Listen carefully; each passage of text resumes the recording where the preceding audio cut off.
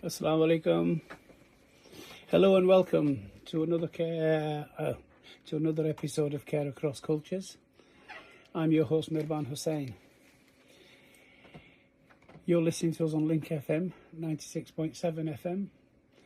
We're also available on DAB and online, so please join us. Today's program is a special one. The month of Ramadan has just finished. A month of fasting, reflection and community. And on the 26th of February, Rotherham Hospice hosted their second Ramadan Experience Day, bringing together Muslims, non-Muslims to share in suhoor and iftar. What happens when people step into each other's world, even just for a day? What do we learn? What changes? Over the next 50 minutes or so, I'll be talking to 4 people who were there. 2 Muslim guests for whom Ramadan is a deeply personal act of faith, and 2 Muslim guests who came along to understand, to connect, and to share in something new. Before we begin, here's a disclaimer. The views and opinions expressed on this programme are those of my guests and of myself, and not necessarily of the organisations that we represent or of Link FM. So, let's go straight to our guests. I have 4 amazing, wonderful guests. Thank you so much, all of you, for giving up some valuable time today to come to talk to us. So I'm going to start with my right, Kim Phillips. Hi, Kim. How are you? I'm fine, thank you very much. Can I hear? Let's start again. Hi, Kim. How are you? I'm fine, thank you very much. Thank you so much for coming today. My next guest is Mehmood Sultaan Mehmood. Hello, assalamu alaikum. Welcome, Salam. Thank you for having me. Thank you so much. This is your second appearance, isn't it, It is, Sultan? yes, and it's an honour to be back. Thank you so much. Thank you. And we next go to Iain Cloke. Iain, hi. Good morning. Good morning, Mirban. It's wonderful to be here. Thank you so much. And lastly but not leastly, yes, Sugrah Begum. Sugrah, how are you this morning? Very well. Assalamu alaikum to all the Link FM listeners. Thank you so much. So, let's get straight into the programme because we've got 4 guests and we've got a lot of things to talk about. I'm going to start with you, Sugrah, if that's okay. So, tell us a little bit about yourself first. And then tell us a little bit about what Ramadan means to you personally. Okay. Well, I wear several hats. I have some civic roles as well. I've worked in FE further education for many years in adult education, foundation learning, etc. But led on charity sector organisations as well, and developed organisations such as the Dusty organisation and advocacy partnerships in Rotherham. And now I'm leading on some cohesion projects. Amazing. Thank you so much. Yes. And so Ramadan personally for me, actually it's a good pause in the calendar. And a pause that I look forward to, because it really means that I'm now changing my routine, Right. focused in what I want to get out of this beautiful month, and it's time to actually really reflect, really reflect. And I think as you get older, you tend to do more reflection, more ibadat, worship.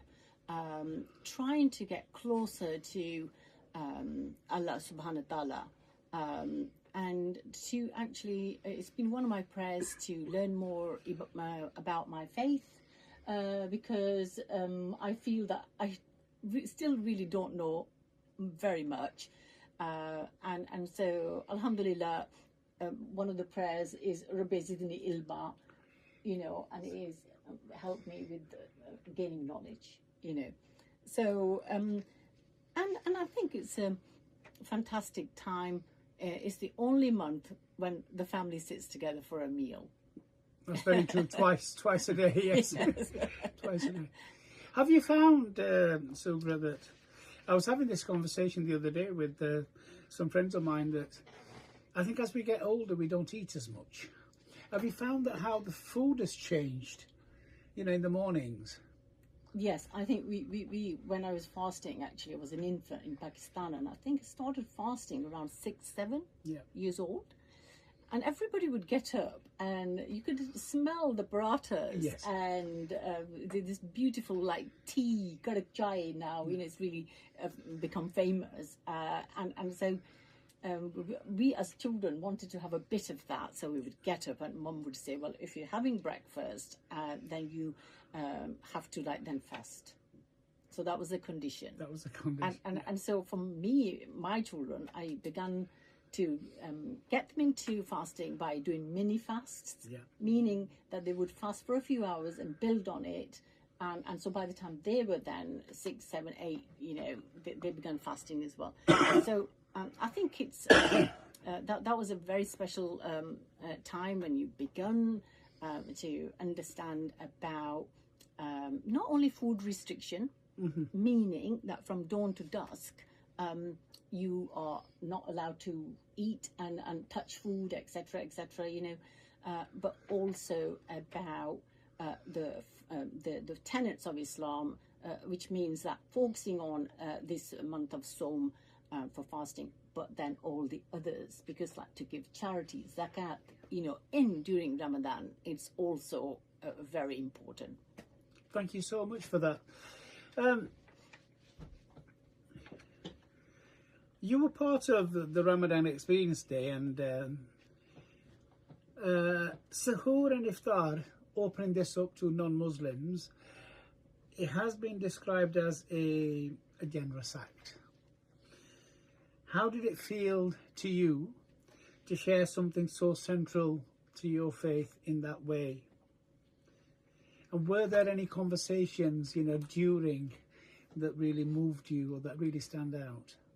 Well, first of all, congratulations for having this wonderful idea of an inclusive dawn to dusk experience, and I think the people who participated, whether they participated in the morning for suhoor or for iftar, equally it's important that we come together and try and understand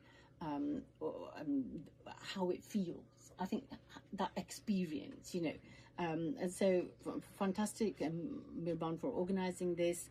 For me, the minute I walked into the school setting this year, I was super. First of all, I was welcomed by the children and the staff. I was given a little packet of dates. Yes.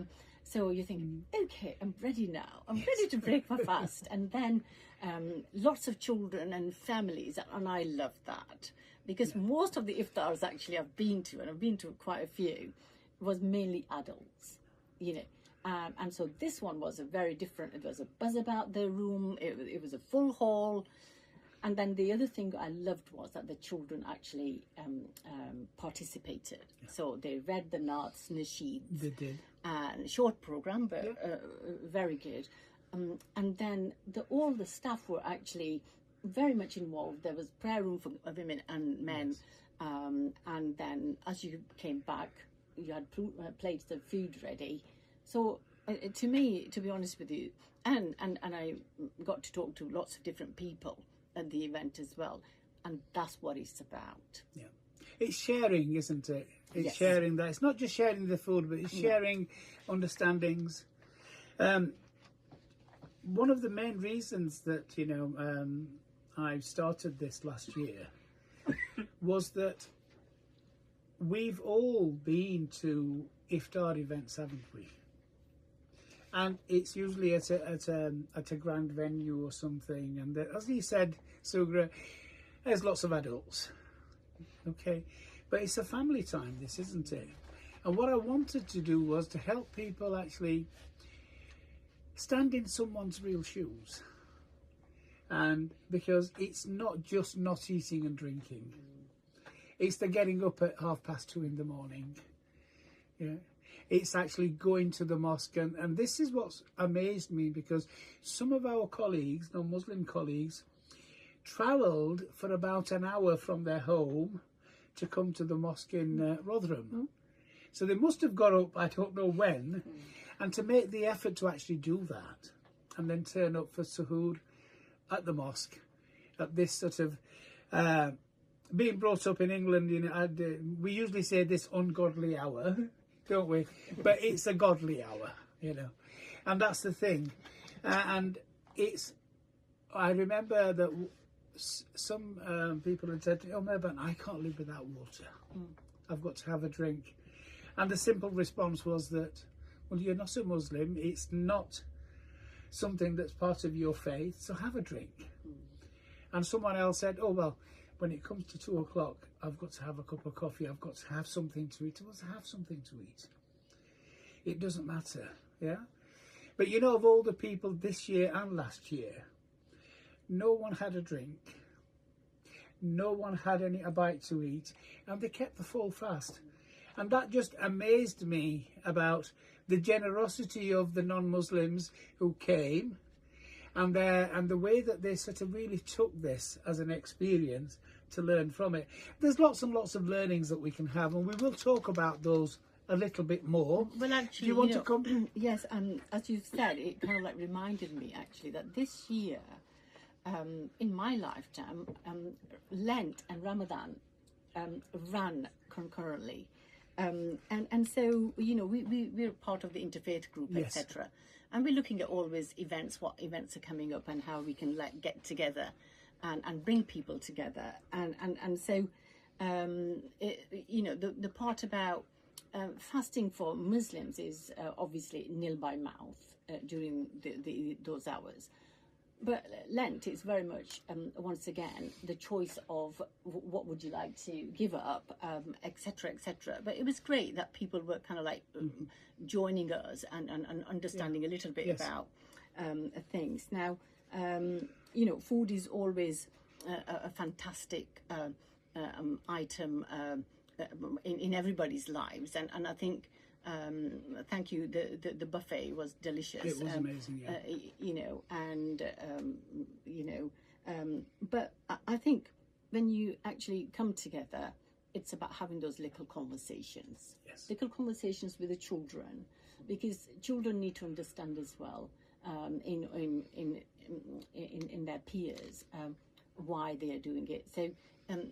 Great, let's get a few children involved as well in this experience. Yes, yeah, it was great because some of the school children, I mean, it's a primary school. Yes. So a lot of the children were actually fasting as well, and going through school and all of that, and it was amazing. There was one young boy there who I think he looked about 5 to me.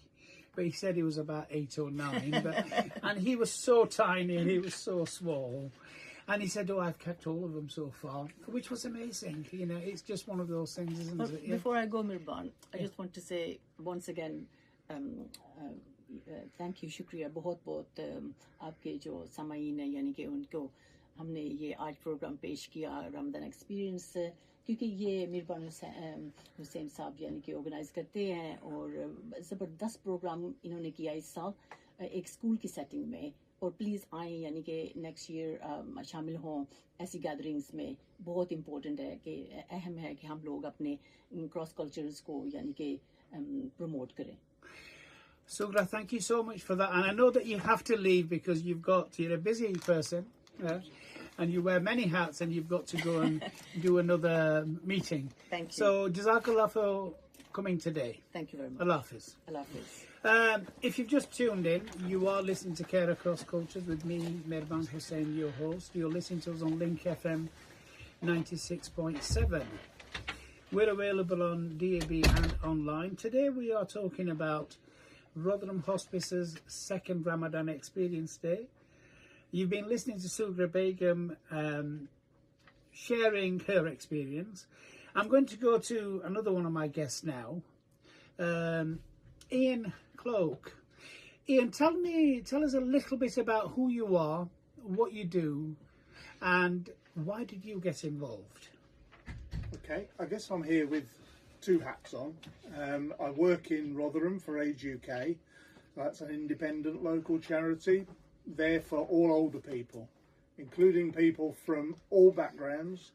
And I'm interested always in creating community and maintaining connections so that it becomes normal for us to do stuff together, and that people from all sorts of backgrounds can access the services that we put on. Yeah. So I've been doing that now for 14 years. Amazing. Looking at the other hat, I came to South Yorkshire in 1986, so 40 years. I've lived in a multicultural community in Pittsmore in Sheffield. Mm-hmm. So actually, for me, all my neighbours are Muslim and from other backgrounds as well. And it feels like participating in a Ramadan experience is a way of kind of deepening that connection that we have with each other. Mm-hmm. I'm a Christian. I'm a Methodist local preacher, so I'm busy on Sundays particularly, but out there helping people with their faith and leading worship. And so all of this kind of connects with the Ramadan experience, and why wouldn't I want to do it? Why wouldn't you want to do it? Now, there's a question. I've got one question for you, very simple, straightforward one. You mentioned older people. My understanding of older people was 60 plus, but it isn't it? What is the sort of definition of older people now? What sort of age?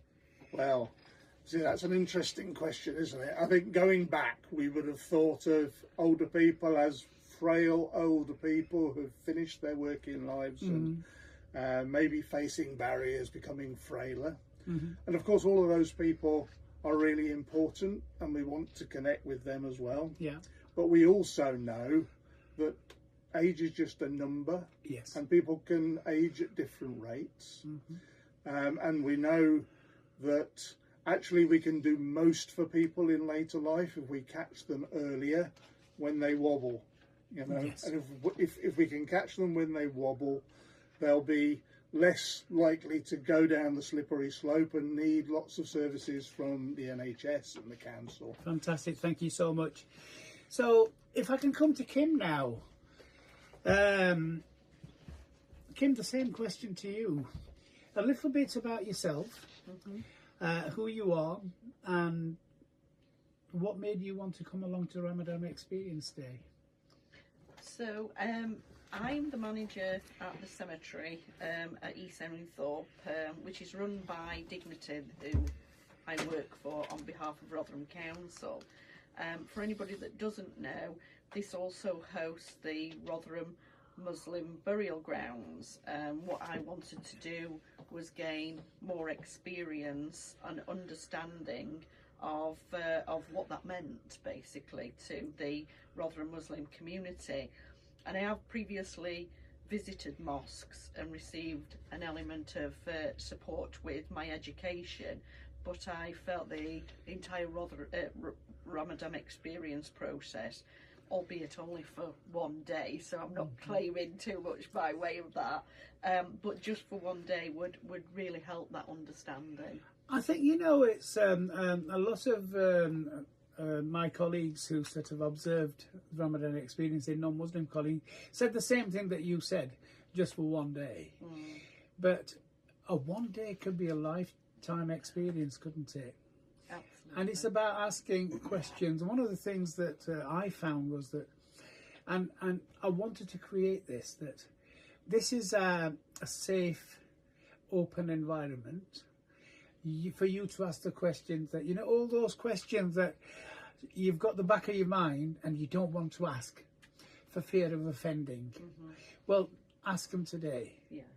Open up, and this is where the food that Sugrah mentioned earlier really comes in. But when you share food, and in Christianity, it's breaking bread. Yeah, when you break bread, there's this closeness that you get, don't you? Okay. So if I can just go to Sultan. Yes. So, Assalamu alaikum, Sultan. Sultan.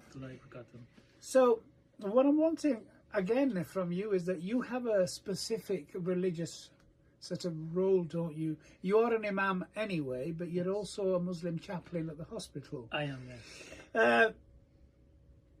What does Ramadan mean to you as a Muslim, spiritually and in your daily life? So, as Mirban, you just mentioned, I am a chaplain at Rotherham Hospital. I'm also an imam and Islamic educator within the community. Within Rotherham, I'm relatively new, you could say, to Rotherham. I've only been here coming up to 4 years now. So one of the things that I'm really I've been looking forward to and I've really experienced and enjoyed is getting to know the community better. So I'm really grateful for the event that you hosted and really networking and meeting new people and getting to know the community at a deeper level. When it comes to Ramadan, I think for myself personally, Ramadan is a month in which I can deeply connect on a spiritual level with my Lord, with myself and my own kind of my awareness of myself, my actions, my feelings. Because as you know, when you do let go of food, you become a lot more aware of your own actions and your feelings. Emotions become heightened when you're waiting in a queue at Asda or Aldi, etc., and you're running late. You're like, right, I've got half an hour left to get home before iftar starts, and someone's really taking their time. It can sometimes pull on the heartstrings, right? Yes. It can agitate you, or when you're in a queue in traffic on your way home. So those things can really kind of get to you. I like to describe Ramadan. Recently, I've started to describe it as playing Mario Kart. Okay, Right. That's a new one. And what I mean by that is Mario Kart, you have this whole track, and that's the whole Islamic year, you can call it. And Ramadan within the track of Mario Kart is like the little speed boost that you get. Okay. And you're running over it and you get this speed boost and it jolts you forward, propels you into the rest of the year. So you've got this extra boost, it prepares you, it refines you, it gives you a head start into moving into the rest of the year. And as you move into the rest of the year, you have this element of you've got a head start. Wow. And that's how I like to, and I've been explaining it and kind of maybe sharing that, especially with the younger audience, or maybe those who have connected to gaming a little bit more and have played maybe Mario Kart as well. Thank you so much. I've not heard of that, and I'm going to use that. No, we're not. I am going to use that. Thank you so much. Yeah, so Ian, what do you think? Mario Kart. Oh, I'm not a gamer. You're not a gamer. But I like finding ways to connect with Yeah. people Yeah. is what I'm about. Yeah. So Did you also find that, Ramadan gave you a little bit of a boost? yeah, I think that, so. that day? I think so. I think the most important thing for me is it helped to connect my experience as a Christian going Yes. through Lent Yes. with the experience of the Muslim community going through Ramadan, and it felt to me very similar kind of experience. Setting aside intentionally time to work on your personal faith, but also to connect with community and to think about what that was going to look like in the rest of your life. Yes. And being generous and helping Yeah. people who need help. Generosity and Yeah. helpness. That is some. We're coming up to a break. So if you've just joined us, you are listening to Care Across Cultures with me, Mirban Hussain, your host. I've been talking to the wonderful Kim Phillips, Sultan Mehmood and Iain Cloke. We will be back after this short break. Allah Hafiz.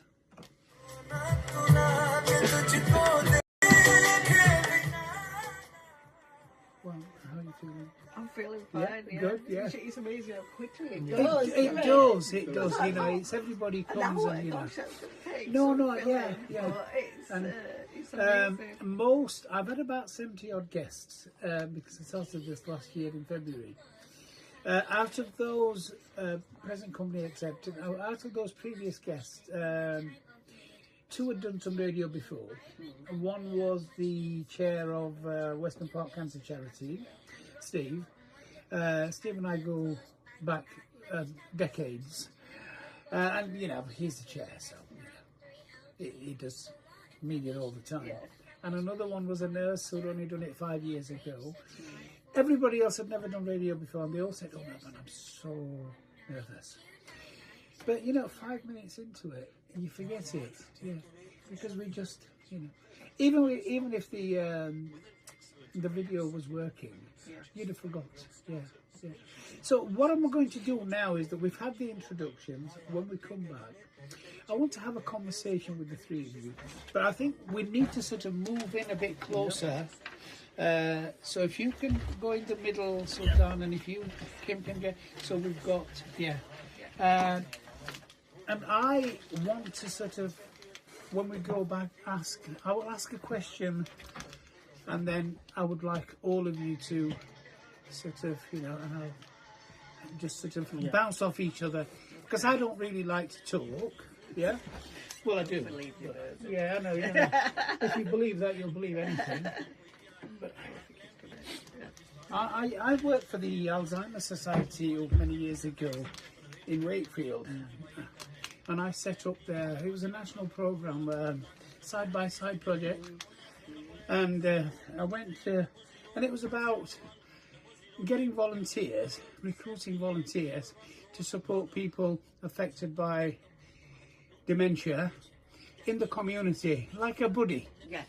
And I went to this camera club, and I phoned them up and arranged this meeting, and they says, "Oh, we can, you know, we meet at 6:30, and we can give you 10 minutes at the beginning of the programme."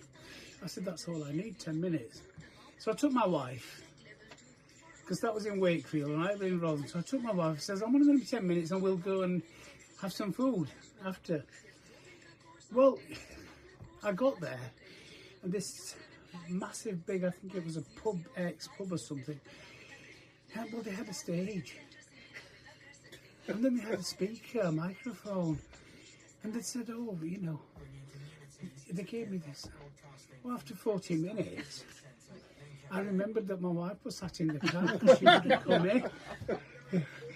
And it was just one of those things, but you know when you're passionate about something. Yeah, absolutely. And, you know, and they were so attentive, listeners as well. Nobody said, "That's enough, you had 10 minutes, so a word of warning, you know, if you give me 10 minutes, Kim, ever, make sure that, you know, you've got one of those crooks that they used to use at the old theatres, didn't they, at the Victoria, where they used to pull people off when they were rubbish, So now, the other thing I want to ask all three of you is that, is there something that you really, really want to talk about, you want to mention? Yeah? I think I've just got lots of notes on experiences. Well, that's really, good. so, No, that's good. That's fine. Yeah. You can talk about that. That's fine. So we'll talk about. Iain, what about you? I'm really interested in, as a sort of as a Christian and a practicing Christian, some parallels. Yeah, that would be really good. I think from my point, it's a conversation that I've had recently is about. Yes, we're doing these like iftar events in Ramadan, etc. But it's about one of the things that we've raised or we've had discussions about is within the Muslim community is not just leaving it to just Ramadan, but also reaching out outside and throughout the rest of the year. And yes, this is a brilliant time to do it, but it's you could say a springboard to the rest of the year, like I said, Mario Kart is. I love Mario Kart. The rest of the year as well. I love Mario Kart. Right.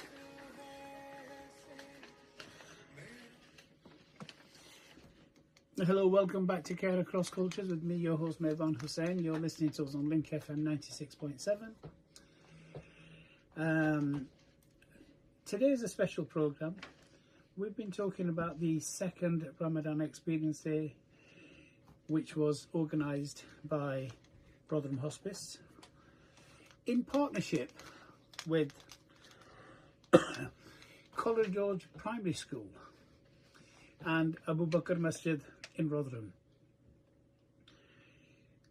the program of the day was that Suhoor in the morning at Abu Bakr Masjid. There were about 18 people that turned up, non-Muslims, and we had, there was so much food. I don't know what people thought, but everybody, there was so much food. There was parante, there was eggs, there was halwa, there was chickpeas, there was fruit, there was porridge, there was cornflakes, there was dates. I can't even remember the rest of it. There was so much food. And it was such an amazing experience. But what really took my breath away was that, I might have mentioned it earlier, that some of my non-Muslim colleagues who attended had travelled an hour by car to get there. It was amazing.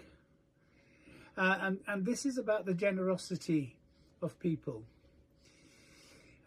When you invite people and you share, and this is what all people do. This is what I found, and this is part of Ramadan Experience Day.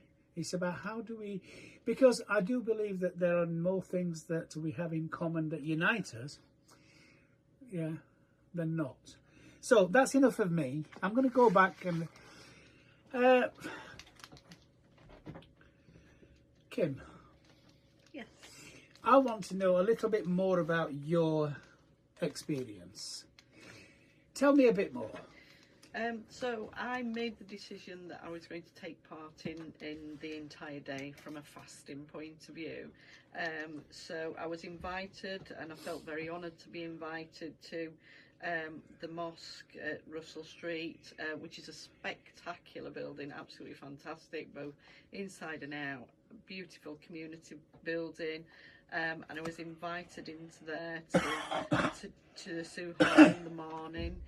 So yes, I did have to get up early morning. I am a morning person, so it wasn't too difficult. But the warmth of the greeting, the warmth of the community, to share the food, to explain completely their day, how their day was going to be, so that I again got the most out of that experience, was just incredible from my point of view.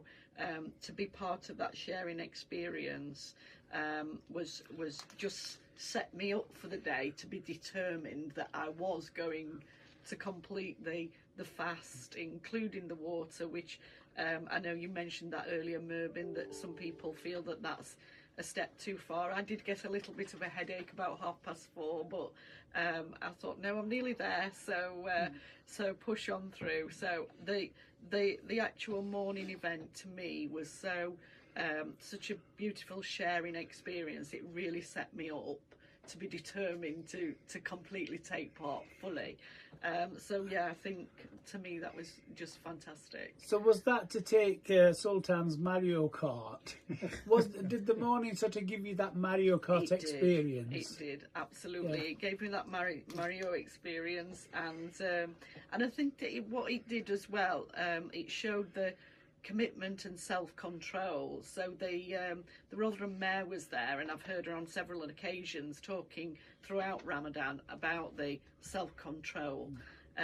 And I think one of the things I alluded it to as well, sort of lots of athletes are very controlled and they look after the diet and what have you. But that's sort of from a personal point of view, to be better.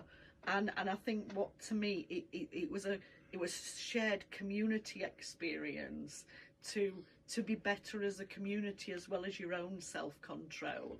So I took that as well, the community sharing. I really like that. Yeah. And I think, I'd not thought of it and put it in the way that you have done, but sharing it as a community is really important. Yeah. Because when we look at the political landscape and we look at Rotherham specifically and we look at other areas, there's so much division that's happening. And I'm hoping that Ramadan experience is one experience, but we can hold other experience days for other faiths and for other cultures, because I think it's really important that Ramadan is really important to me as a Muslim, but then Lent is important to Christians. Holi is important to Hindus, and we have to share because we're all one community, aren't we? How are we going to really understand if we don't do that? So Iain, so what I'm wanting to ask you now, as someone who does not observe Ramadan, yes, Lent you do, was there a moment during the day where you felt genuinely you understood something that you, but because you'd done the first one as well, didn't you? I did. So this was my second time round. This was, yeah. And I had a different experience in those two, because last year's was on a Sunday. Yes. And as I've said, I'm quite busy on a Sunday. So in between suhoor and coming back for iftar in the afternoon, I just did my normal Sunday. I was preaching. I just got on with it. I did fast. And that was an intentional part of it. I talked about doing that in my service. Yeah. I did get that kind of just a bit of fatigue and headaches in the afternoon, but actually it just felt an energizing experience overall. This year it was part of a working day, which was slightly different, and I made the mistake, I think, looking back at it, of clearing space in that day and planning to be working in my office in front of my computer, just not put too much pressure on myself. And I found it hard as the day went on to stay awake. Yes. Kind of just myself, screen time, head work, just it was harder to do it. It really made me appreciate kind of the difficulties that are faced by colleagues who are fasting for the whole month, and the need to work out where your energy levels are and what you need to do to get yourself through each day safely. Well, yeah, that's very true, because the energy levels, and I'm glad that you mentioned that last year was on a Sunday, and I purposely did it on a working, because what happened last year was that we held it on a Sunday, and then a lot of the staff at Rotherham Hospice said, we can't do that. So we did another one the following week, a smaller one, at Rotherham Hospice just for the staff. But slight difference was that Sahur we did on Teams. I said I didn't want everybody to come, but iftar we did, at the hospice itself, and there was a good, I think there was 8 or 10 people that did that, and they wanted to experience again what is it like carrying on, because fasting and Ramadan should not really interfere with your normal working. I love the Mario Kart, and I'm going to go back to Sultan now. Yeah. Sultan, we've heard from Kim and we've heard from Iain, as non-Muslims, what this experience gave them. So one of the things that I'm wanting for you to share with us is that Ramadan is not just about not eating and drinking, is it? No, it's what not. else is it about? It's also a month and a time in which Muslims spend reflecting a lot more on their relationship with God, where you may expect people to maybe take it easy. It's actually a time where Muslims maybe expend a bit more time in worship, in busying themselves in those things that bring them closer to God, whether it's in giving charity, whether it's in keeping control of their emotions and their what we call, in English, a loose translation could be your ego. In Arabic and Islamic terminology, it would be your nafs. And you're kind of keeping your emotions and your feelings in check, making sure that you're refining that and improving your character and etiquettes and manners. And then also, in terms of when I mentioned worship, it's increasing your recitation of the Holy Quran, spending nights awake, sometimes longer portions of the night worshipping, whether it's praying more, whether it's making personal prayers to God and asking and calling upon Him. As we know, I think you mentioned a term, the unholy, the ungodly hour. Yes. Whereas from Muslims, the late night especially is a very holy time, a time where prayers are increasingly accepted. And it's a very common theme within Islam that the more time that you give to God within the night, the more He showers His mercy upon you. And that's kind of how Muslims try to connect with that, and how I've personally experienced and feel that the month of Ramadan kind of brings that. Yes, you're spending more time and engaging a lot more, but like Iain mentioned, that it does bring a level of ease and kind of tranquility through, and that energizing spirit throughout the day, despite some level of fatigue and tiredness in other ways.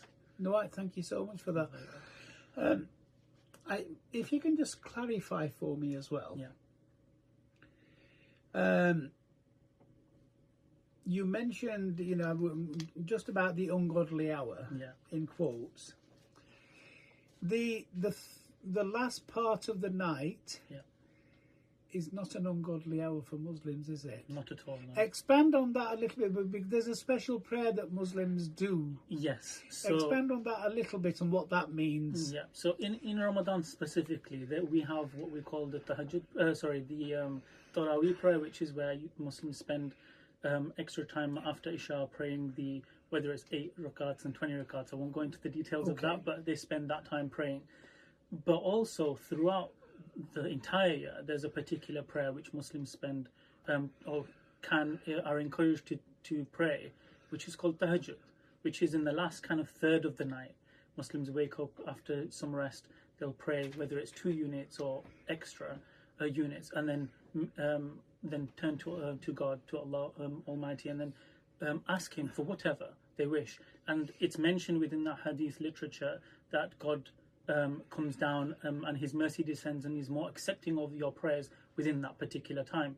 And in fact, Imam Shafi'i mentions in regards to that, whatever prayer is made in that time of tahajjud, it's like an arrow that leaves its bow and hits its target and never misses. Right, thank you so much for that. Kim, I'm really interested in, your experience that you've had. And the other thing, the understanding that you took away from it. As someone who works, in the council, and I don't know whether you've got any Muslim colleagues or not, but how is this going to sort of affect you in terms of supporting colleagues or standing up for them or that kind of stuff within your role itself?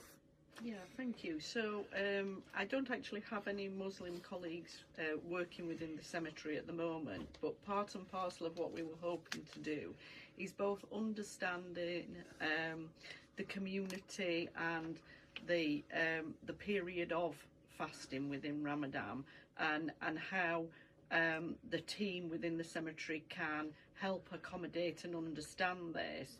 But also from our point of view, I do work for a company called Dignity, which I think is quite pertinent in that that's what we want to bring as a team, and that's my aim, is to bring dignity to anybody who comes through the cemetery gates in either their bereavement experience or if they have passed the dying experience. So absolutely everything that we have taken, and I've already had various conversations with my colleagues to share the experience, and I've got several colleagues, Mervyn, who are definitely up for experience next year, because that to me, community cohesion is about joint understanding, and I think the greatest challenge we have is ignorance, and people not understanding that it can be a challenging time, but actually I think one quote I recall somebody saying during the day, particularly from a health point of view, is that somebody, a Muslim community member who is not allowed to fast or is advised not to fast because of a health problem, it's like taking away their faith. And that was a really strong message to me. And I've used that several times with my colleagues to try and help them understand the pure strength of feeling. And I think that's part of what I really got from the day, the strength of feeling and passion and understanding the community as a whole much better. And that was both a joy in the process and a privilege to be part of that, the iftar later, and as was spoke about earlier, the children involved. I think that's fantastic, and I have tried for other events in the cemetery to get children involved, so that they experience, because as to quote a song, children are the future, aren't Yes, they? yeah. So if the children can understand the cohesion better, then hopefully it aims for a brighter future for us all. They'll grow up with a better understanding, and they'll Absolutely. grow up with that, won't they? There was a question that you asked me at the Ramadan Experience Day at the school, and I feel that I didn't fully explain and answer it. And because Sultan's here, he'll have a better explanation than I Pressure will. on me, right? So the question that you asked me was that on Eid Day, so many Muslims turn up at the cemetery. What's all that about? Yes. Yeah? Yes, I do. Sultan, please clarify that for us. So within this particular day of Eid, the way the day starts, many Muslims start with giving charity. So as you know, it's they refer to it as the fitrana, so the fitr, etc. They'll give charity, and then they'll offer the Eid prayer in the morning. After that, what many individuals do, because it's a day of celebration, many of them have lost loved ones throughout the year, or they're remembering people from that they've had who played a strong role and a very integral role within their lives. And they want to share that moment in the early morning, after praying, after turning to God, after having gone through a full month of Ramadan, and then going to the cemetery, as is mentioned within the Islamic teachings, within the Quran, within the Ahadith literature, that you should remember death often. And it's a moment to then reflect, whilst also recognizing, yes, it's a time of celebration. We don't forget our ultimate destination and where we're heading, and also where our loved ones are now residing. So sometimes people want to go there just to share that happiness, maybe speak to those who have passed and share this moment of celebration with them. Maybe read some Quran and use that as it's a means of worship at the same time. It's not just visiting the graveyard, it's also rewarding within Islam. And then from there, then returning home with their families and enjoying their meal and reflecting as well. Yeah. So that's kind of a part and parcel of why they do that. You'll see a lot of Muslims on Eid, even on a Friday, they'll spend time in the mornings just visiting the graveyards. So, but I think you were also wanting to know, because for you, in a cemetery, especially at East Thorpe, it's a problem of logistics, isn't it? So many cars, so many people. Yeah. And then I don't know what the answer is, how you're going to manage that. But now that you have a better understanding... I do. Yeah. And I think it was, as it happened, Eid fell on a Friday, which is already a very busy day. And the logistics, actually, of East Thorpe Cemetery are such that the Muslim burial area is to one side of the road that the non-Muslim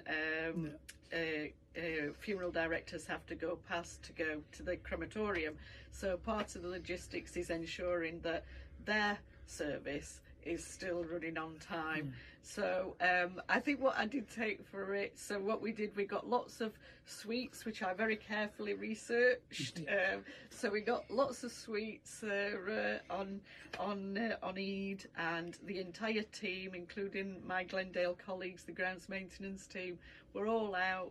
And I think what made it was the big smiles. We just smiled and ensured that it was part of the celebration, handing sweets out to Muslims and non-Muslims, and explaining again what I was saying, the ignorance, explaining to all the families that came through, be Muslim or non-Muslim, what was happening, and the sort of sharing the knowledge. I actually felt quite proud and quite privileged to do that that I was educating people who may not know what was happening, and I found that quite a privilege as well.